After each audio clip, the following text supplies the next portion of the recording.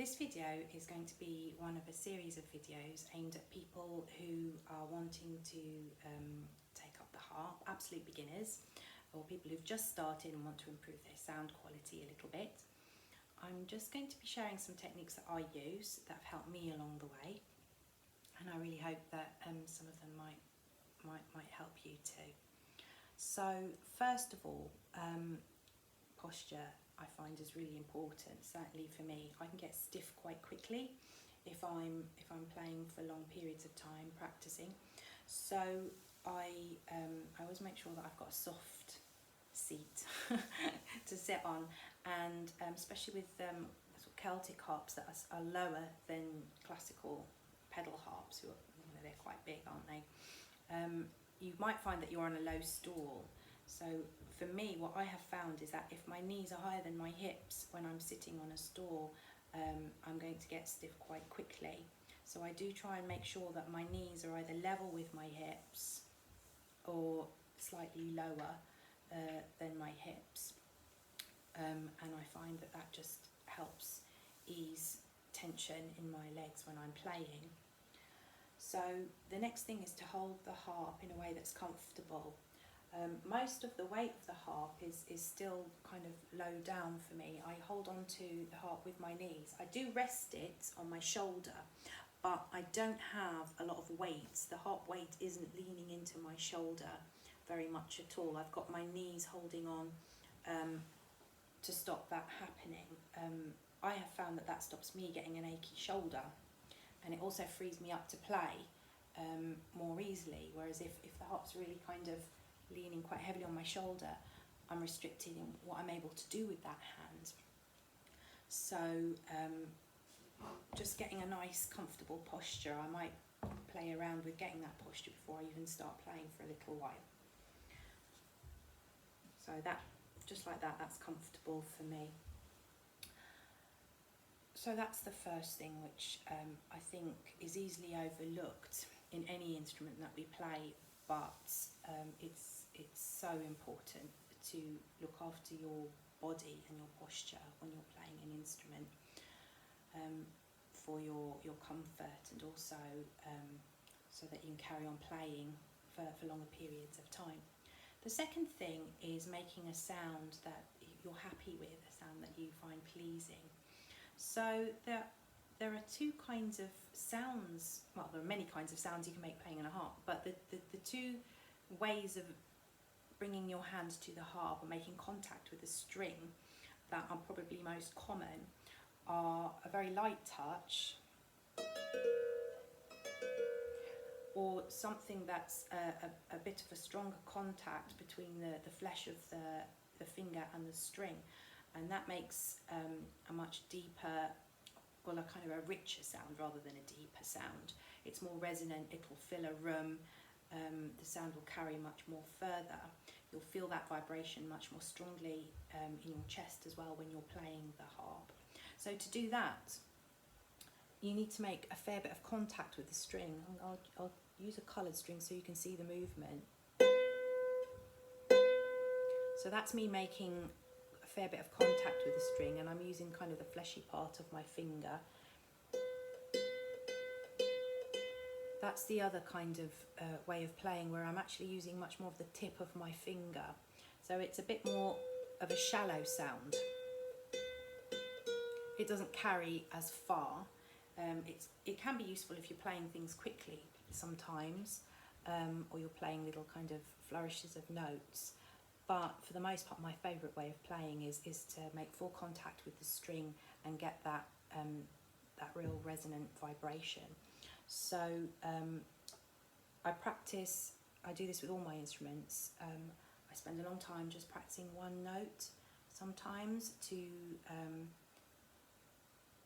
really make sure that I'm happy with the sound that I'm making, and then I can take that kind of memory of that sound and transfer it to all the other notes I play. So with the harp, there's no set finger for set string, so really a lot of your practice is going to be moving up and down the harp, getting familiar with moving up and down the harp. Generally your left hand is for the lower strings and your right hand is for the higher strings.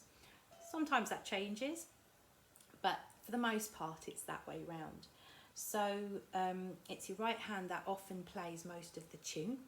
So my hand posture's like this, so that my thumb's quite upright, and that helps me make maximum contact.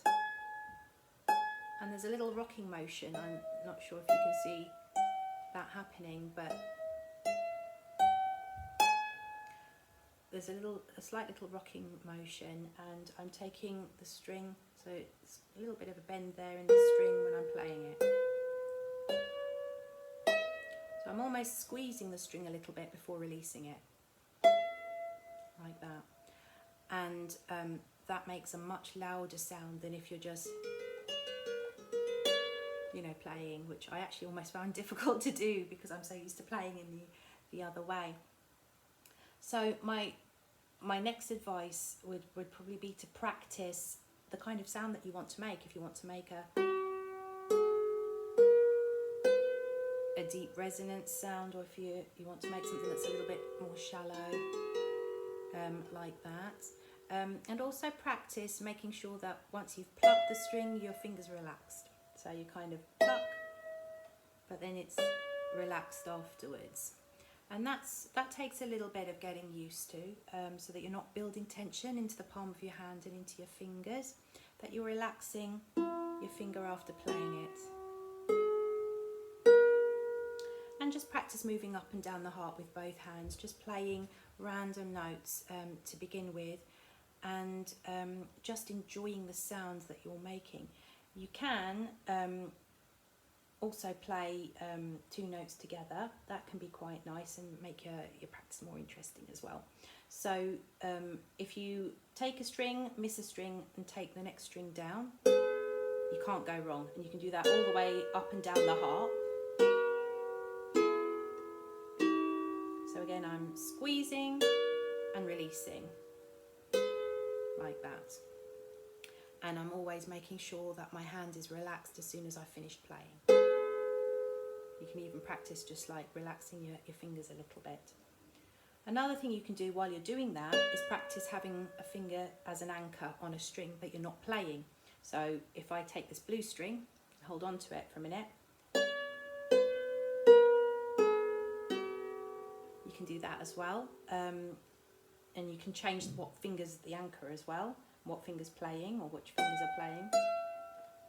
You can also take your fingers in order, 1, 2, 3, 4, or 1, 2, 3, 4, depending, and play all the way up.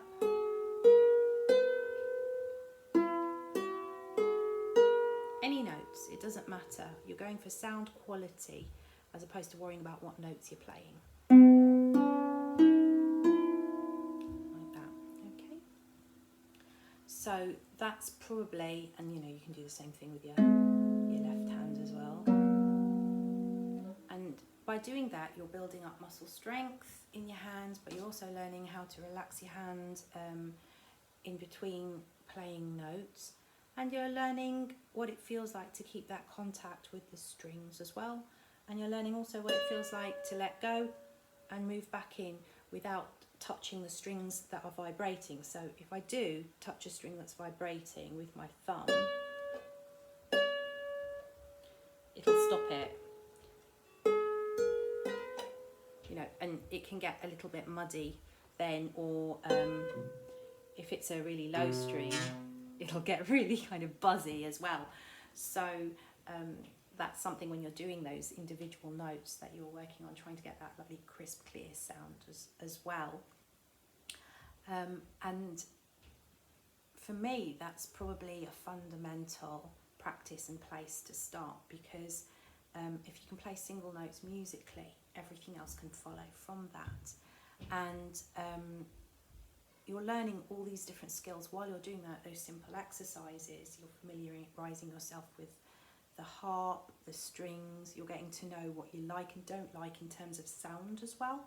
And everyone's going to be different. Your way of playing is going to be absolutely individual to you.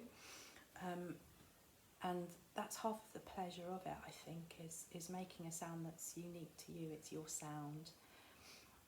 So I would just kind of do that for a while. I still do that. I still do that if I feel I'm not making a good sound, or a sound that I like in a piece. I will slow it down and play the notes individually like that, so that I can hear the music in each individual note, and then I feel confident then about putting it back into the whole piece. So I hope some of that's been helpful for you, and I would just, you know, really enjoy moving up and down the harp with your fingers. You can play with 3 fingers. If your 4th finger doesn't feel happy playing, you can just play with 3 fingers instead. I'm going to turn my harp so you can see my posture.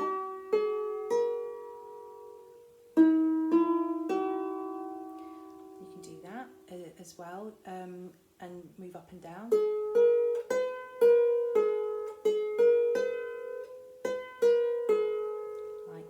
So that you're practicing leaving the harp and coming back to it again without making too much of a buzzy sound. So it's that way of getting back in there quickly, and that's building your confidence as to where you're placing your hands all the time, without worrying about notes. You know, you don't need to worry about notes or anything like that when you're practicing these techniques. It's all about making the sound and navigating the harp.